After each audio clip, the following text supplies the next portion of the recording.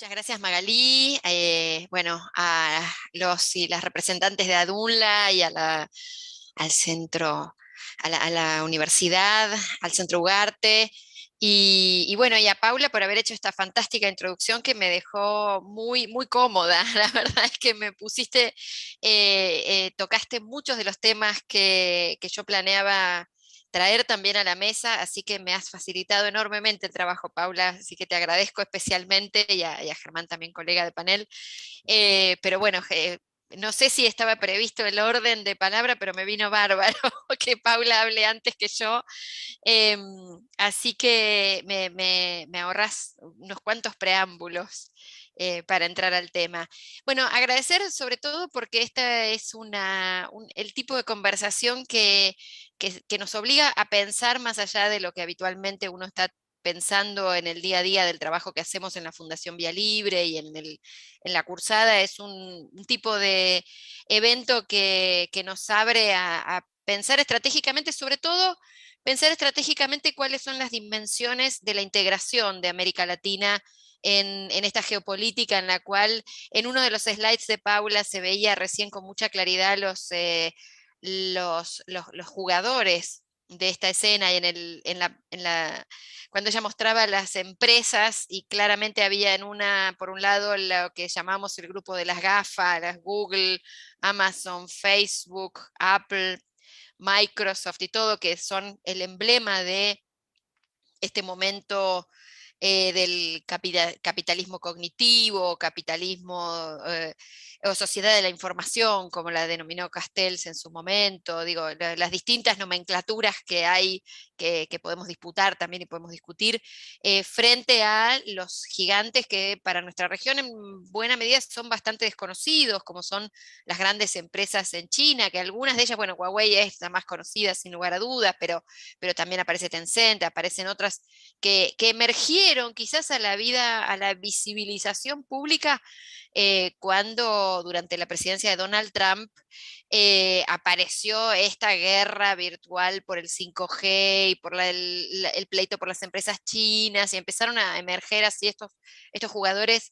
que para nuestra región aparecen como bastante desconocidos, digamos, todavía, y que no tienen esa misma posición hegemónica en nuestra región que sí tienen las Google, las Facebook, las Apple y demás. Pero en ese mapa, el rol de nuestra región es absolutamente subsidiario. Es un rol de integración absolutamente asimétrica. Es un rol en el que aparece nuestra región casi con la opción de alinearse con uno u otro jugador sin tener, digo, cuando digo uno u otro jugador, digo la línea norteamericana, que está más impulsada quizás por los partidos y los gobiernos que se orientan más a la centro derecha, como puede ser Bolsonaro, como puede ser el gobierno de Colombia, como puede ser el gobierno de Chile, y las alineaciones más hacia China y otras miradas geopolíticas, como puede ser de algunos otros gobiernos. Pero en esta integración fuertemente asimétrica, uno de los primeros planteos que nos tenemos que hacer es cómo hacemos o cómo podemos pensar nuestra región más allá de alinearnos entre estos dos polos. No estamos ya en el mundo bipolar, ya no es ese mundo bipolar en el que había que estar con uno u otro lado ideológico, económico, político, sino que es un mundo multipolar en el cual nuestra región debería empezar, por lo menos o darse los espacios para pensar mecanismos de integración que nos permitan desarrollar una integración no tan asimétrica, o por lo menos tratar de reducir esa brecha, porque creo que la cuestión de la integración asimétrica que estamos teniendo es casi una cuestión estructural prácticamente insalvable hoy día. Hasta Europa está en el medio de esta puja entre China y Estados Unidos y los propios europeos, digo, pensando en regiones que tienen muchas más capacidades, muchos más recursos y una estructura científico-técnica mucho más avanzada que la que tiene nuestra región, aún en Europa están tratando de encontrar la vía europea a esta discusión sobre lo digital, sobre la geopolítica, del mundo hiperconectado y a todo lo que viene con la estructura económica que se ha desarrollado y que, como muy bien decía Paula, se profundizó dramáticamente a partir de la pandemia, pero muchas veces en entrevistas radiales, en medios de comunicación, en conversaciones informales o formales, durante la pandemia se planteó esto de, bueno, ¿qué pasó con la pandemia, con la súbita digitalización? Y mi respuesta siempre fue, no, esto no fue una súbita digitalización, esto fue una aceleración de un proceso que ya estaba en marcha, quizás fue un catalizador para bajar determinadas resistencias que pudiera haber habido o para quebrar algunas, la integración de este tipo de políticas en instituciones que tienen un trayecto mucho más lento para dar cambios.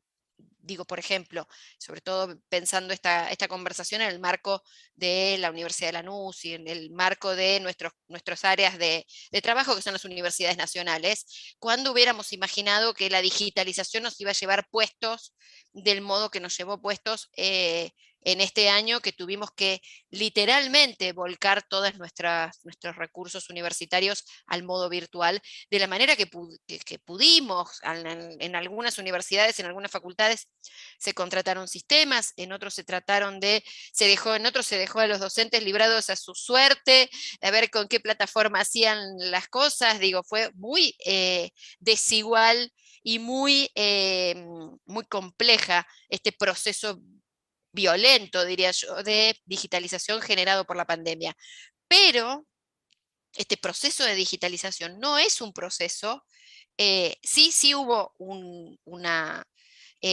adopción abrupta de la digitalización, pero no es un proceso nuevo, es un proceso que lo venimos viendo desde hace décadas. De hecho, una de las discusiones que hemos dado fuertemente en estos últimos tiempos tiene que ver con, por ejemplo, el extractivismo de datos, la cantidad de información personal que está cada vez más siendo procesada, no solo a nivel Estado, también a nivel empresas, pero sobre todo por las grandes empresas de las GAFA, digo, por mantener este grupo de empresas como foco de atención. Sin embargo, cuando uno hace un poco de retrospectiva, la discusión sobre los datos personales, la protección de datos personales y demás, es muy, muy anterior a a la pandemia. Por ejemplo, nuestra constitución, en la reforma de nuestra constitución en 1994, los y las constituyentes tomaron la decisión de incorporar el derecho de habeas data como un derecho constitucional. Eso nos da la pauta que a mediados de la década del 90, digo, para que eso se integre como se integró en la Constitución, quiere decir que había ya una discusión, que había ya una mirada sobre el valor de los datos personales. Se abrevó en la doctrina europea de los datos personales, en Europa, toda la discusión en los 90 sobre el negocio de lo digital y los datos personales ya era un tema de agenda. Bueno, por supuesto, estos procesos no son procesos rápidos, son procesos que llevan años, y lo que hizo la pandemia fue agudizar esta transformación hacia procesos de una masiva digitalización de la vida de las personas. Y en esa masiva digitalización de la vida de las personas, si la miramos en paralelo con esta integración asimétrica que tiene nuestra región, lo que vemos es un nuevo proceso de extractivismo que se está produciendo en nuestros territorios y en nuestros cuerpos. Y en ese sentido, nuestra región es subsidiaria de los países, digamos, centrales, que tienen en su modelo económico el extractivismo de datos como uno de los elementos centrales. Y mi campo es el extractivismo de datos, pero no quiero dejar de mencionar, por lo menos al pasar, como para ponerlo sobre la mesa y tener también en consideración, el hecho de que nuestra región es a la vez una de las más ricas en otro de los elementos clave de estos procesos de digitalización y extractivismo, que es el litio. O sea, no voy a entrar ahí, pero no quiero tampoco olvidar este tema, que no es un tema menor y es un tema sobre el cual necesariamente vamos a tener que hablar, porque dentro de estas élites tecnofinancieras de las que hablamos, hay algunos personajes públicos que generan muchas simpatías entre los más jóvenes y que se muestran como role model de lo que tiene que ser la sociedad del futuro, como es un tipo como Elon Musk, que aparece en el momento de la peor crisis en Bolivia, donde en un momento donde había masacre en las calles, el pueblo boliviano siendo reprimido en defensa de su sistema democrático, el tipo dijo, suelto de cuerpos, que ellos iban a dar los golpes que tuvieran que dar en cualquier parte porque lo importante era el litio. Digo, también hay que recordar estas cuestiones y me subo también a algo que decía Paula en uno de sus slides, si hay una ruptura de los consensos democráticos por parte de estas nuevas derechas. Y mi pregunta, no tengo una respuesta, pero mi pregunta es si alguna vez fueron parte de ese consenso democrático. Porque quizás el punto no era que eran parte del consenso democrático y ahora se cambiaron, sino que quizás nunca fueron parte del consenso democrático, por lo menos esas minorías tan extremas que simplemente estaban en silencio porque su discurso no estaba legitimado como para salir a la voz pública. Quizás el cambio radical es la legitimación de esos discursos en la esfera pública a partir de cómo se da hoy día el debate público en las redes, esto que citabas recién, Paula, del libro de Guadalupe Nogués, de cómo funciona los sesgos de confirmación, las burbujas, y toda esta lógica del debate público, entre comillas, porque es un debate público en la esfera privada, porque nunca podemos dejar de observar que ese debate se da en una esfera privada, que son las plataformas, que no es un debate público, no es la calle, no es la plaza, no es el Congreso, no es una esfera pública, sino que es una esfera privada con sus propias reglas y sus propias dinámicas y su modelo de negocio de extractivismo de datos, organización del debate en función de afinidades, aglutinamiento de aquellos que piensan parecido, y finalmente en ese aglutinar a aquellos que piensan parecido, esas que podemos todavía decir que son minorías que no aceptan el consenso democrático, se autolegitiman por empezar a escucharse y decir, ah, claro, la gente piensa como yo, claro, la gente que es como vos piensa como vos. Y entonces se empiezan a sentir legitimados a decir barbaridades que quizás antes la decían en su fuero íntimo, en reuniones con personas cercanas y nada más, y no se atrevían, pero hoy se sienten legitimados en esta nueva esfera del debate público-privado, llamémosle, o público en la esfera privada, podemos llamarlo, tenemos varias formas de llamarlo, pero sin lugar a dudas no es la esfera pública. Hay algo que yo quería traer sobre esta integración asimétrica y es cómo se consolidan estos procesos de integración asimétrica, porque a partir de la creación de la Organización Mundial de Comercio, a partir de digo, esto es muy siglo XX lo que voy a decir, pero es ese siglo XX el que todavía nos sigue marcando las líneas de cómo se organizan las relaciones internacionales. Y creo que el gran emergente del siglo XX del siglo XX corto, es la Organización Mundial de Comercio, como cristalización de la caída del mundo bipolar, como la cristalización de este consenso de Washington, de este consenso de la liberalización de los servicios y del comercio, la cristalización de la caída del mundo bipolar es la Organización Mundial de Comercio, que nace en 1995. Y me parece que es un organismo al que le estamos prestando menos atención del que deberíamos prestarle, porque buena parte de esas integraciones asimétricas de las que estoy hablando y de cómo nuestra región y nuestro país en particular se va a integrar en esta cuarta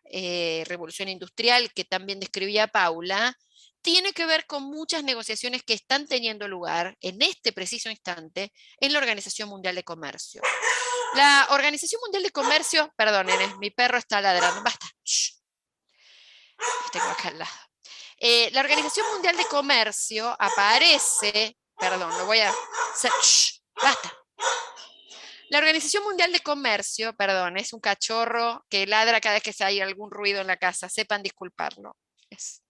7 meses tiene, todavía no aprendió que no tiene que ladrar. Y siempre invoca a ladrar cuando yo estoy hablando. Cuando habló Paula estaba durmiendo acá como un tronco abajo mío. Abro el micrófono y ladra, pero bueno, así funciona el home office, el teletrabajo. Pero bueno, también tiene sus cosas lindas, que es tenerlo acá. Y es un cachorro adorable, salvo cuando ladra. Bien, Organización Mundial de Comercio, les decía. En este momento se están dando negociaciones clave sobre cómo se van a integrar los distintos países integrantes de la Organización Mundial de Comercio, Argentina y todos los países de la región entre ellos, a esta cuarta revolución industrial. Y cómo se van a producir esa integración en esta agenda de comercio. Porque hay un capítulo en particular que está buscando,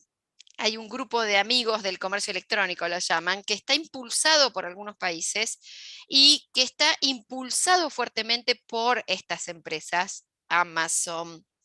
Google, Facebook y demás, están atrás de esta agenda del comercio electrónico en la Organización Mundial de Comercio, que tiene las mismas características, y acá voy a usar mi sesgo, absolutamente mi sesgo de formación, que es el tema de propiedad intelectual. Estamos viendo repetirse la historia que ya vimos allá por los 80 y los 90, cuando se discutió la propiedad intelectual en el campo del comercio. Estamos viendo repetirse la misma historia y no como farsa. Realmente no se está repitiendo como farsa, se está repitiendo como drama una vez más. Y casi de manera similar a cómo se dio la negociación sobre los aspectos de propiedad intelectual aplicados al comercio. Un núcleo fuerte de países centrales que ya tienen un marco muy fuerte de desarrollo en tecnologías como la inteligencia artificial, todo lo que tiene que ver con el análisis de los grandes volúmenes de datos, todo lo que tiene que ver con esta cuarta revolución industrial se está regulando hoy en el marco de la Organización Mundial de Comercio. Y se está pensando cómo regular. Y se está pensando cómo regularlo en términos de desapoderar a los estados de sus capacidades regulatorias. Exactamente igual como se hizo en los 80 y 90 con la propiedad intelectual, se están estableciendo estándares mínimos de regulación que básicamente inhiben las capacidades de los estados de tomar medidas vinculadas con, por ejemplo, regulaciones laborales. Paula, mencionaste el tema de la integración de los trabajadores, regulaciones laborales, regulaciones vinculadas con el tráfico transfronterizo de datos. ¿Cómo construimos esos grandes volúmenes de datos? ¿Cómo aprovechamos esos volúmenes de datos? ¿Cómo se regulan esos volúmenes de datos? Es la forma de cristalizar en regulaciones ese extractivismo de datos que se está haciendo ya sistemáticamente. Porque no es solo el extractivismo de datos, sino también la posibilidad que tiene cada país de desarrollar las tecnologías para aprovechar esos datos. Digo, los datos como tales, per se, como de forma autónoma, no nos dicen nada. Lo que nos da poder, lo que nos da más conocimiento, lo que nos permite hacer prospectiva, lo que nos permite desarrollar ciencia, es la capacidad que tengamos de procesar esos datos. Entonces, ese extractivismo de datos viene de la mano de la creación de capacidades científico-técnicas para aprovechar esos datos y poder integrarnos de una manera más sofisticada y no como simples proveedores de materia prima en esta economía de los datos. Otro de los temas que se está regulando tiene que ver con, por ejemplo, el impedimento expreso a los estados a requerir el código fuente o de fijar medidas de transparencia sobre los algoritmos que administran estos datos. Entonces, lo que sucede en este caso tiene que ver con el hecho de que si te impiden exigir como Estado que te muestren cómo funciona un algoritmo, por ejemplo, por una cuestión de interés público, lo que hacen es limitar tu capacidad para regular elementos que regulan la vida pública, como puede ser los algoritmos que toman decisiones por nosotros y nosotras. En esta economía en la cual cada vez más procesos sociales son mediados por sistemas automatizados, el acceso a esos sistemas automatizados se vuelve central no solo para integrarnos en el mundo de la ciencia y la técnica, sino también para entender los procesos democráticos, entender cómo se distribuye la información, cómo se generan, por ejemplo, mecanismos vinculados con la aplicación de tecnologías a distintos procesos, como pueden ser los procesos científicos, tecnológicos de las empresas que operan en nuestro territorio. Sin la posibilidad de acceder a ese tipo de tecnologías, difícilmente podamos integrarnos en esta cuarta revolución industrial y reducir esas brechas de asimetría en las cuales nos estamos integrando. Tenía algo más anotado en mis materiales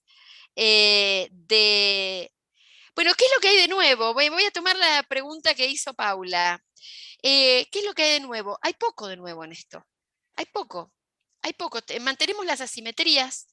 mantenemos las mismas instituciones que cristalizan las relaciones asimétricas. La Organización Mundial de Comercio es la misma de 1995, es la misma, la Organización Mundial de la Propiedad Intelectual es la misma, los tratados de libre comercio son los mismos, los actores son los mismos. Acá Magali me está haciendo señas, ya estoy cerrando. Los actores son prácticamente los mismos. Las estrategias son prácticamente las mismas. Lo que es lamentable es que como países emergentes, con sociedades en desarrollo, hemos aprendido poco de la experiencia que tuvimos. Y me parece que el desafío desde nuestro lugar del mundo académico es generarnos más y más capacidades para poder incidir en estos procesos. Porque si no tenemos la capacidad de incidir en estos procesos, por más que después digamos, bueno, vamos a aprobar una ley. Por ejemplo, el otro día hablaba con una colega muy amiga, la economista Sofía Escacerra, que está haciendo mucho trabajo sobre el impacto de los algoritmos y esta cuarta revolución industrial en el mundo del trabajo, por su afiliación sindical y todo. Y una de las cosas de las que hablábamos enfáticamente era que nosotros podemos trabajar a nivel nacional en que nuestros congresos legislen determinadas garantías laborales para nuestros trabajadores